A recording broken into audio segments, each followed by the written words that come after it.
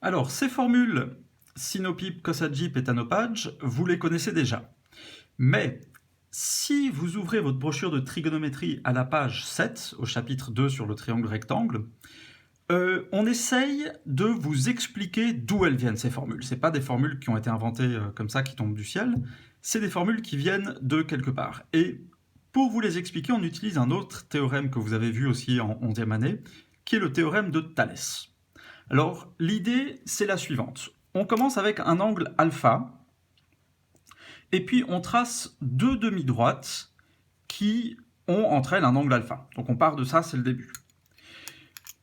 Ensuite, sur ces demi-droites, on va tracer quelques segments qui sont perpendiculaires à l'une des deux. Donc là, par exemple, on a un segment qui est perpendiculaire à celle-là, là un segment qui est perpendiculaire à celle du bas aussi, puis ici un segment qui est perpendiculaire à la droite du haut.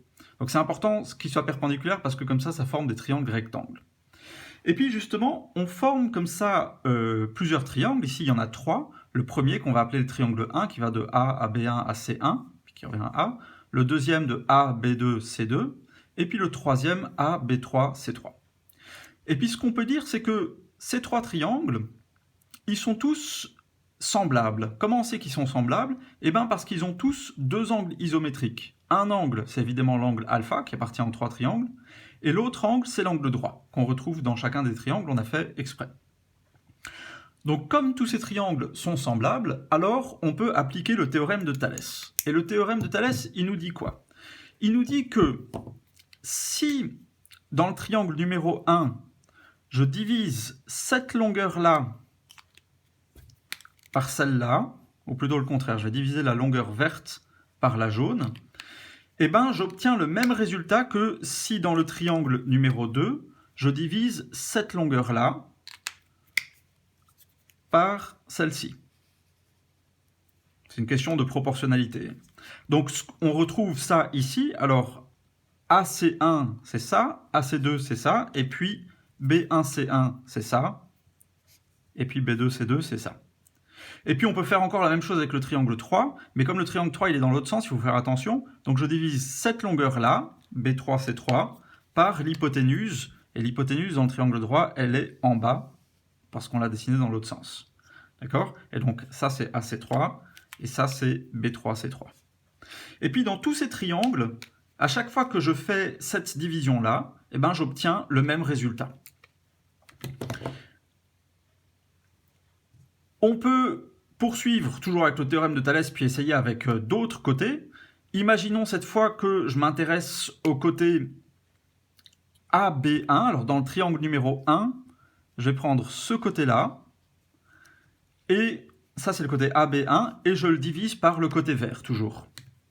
Pardon, je divise toujours par l'hypoténuse. Je divise par l'hypoténuse, en jaune. Et puis dans le triangle numéro 2, je prends le côté AB2, c'est cette longueur-là, et puis je la divise toujours par l'hypoténuse.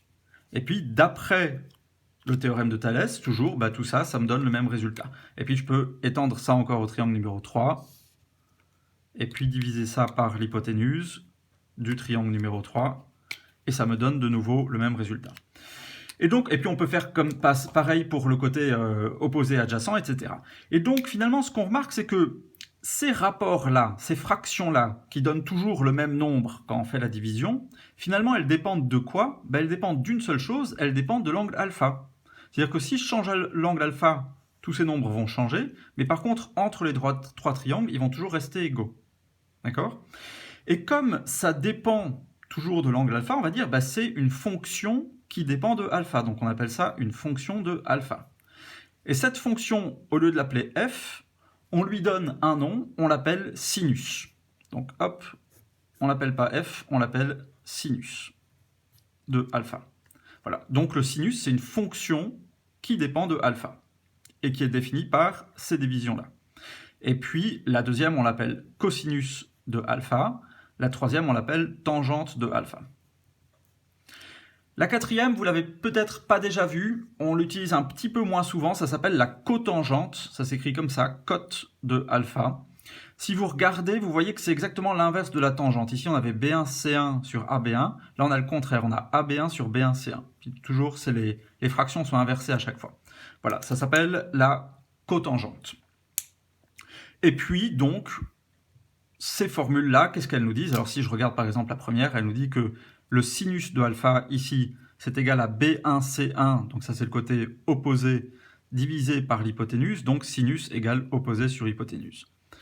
Pour le cosinus de alpha, c'est AB1, donc c'est le côté adjacent, divisé par l'hypoténuse. Donc cos égale adj sur hyp. Et puis tan op adj, tangente égale opposé sur adjacent.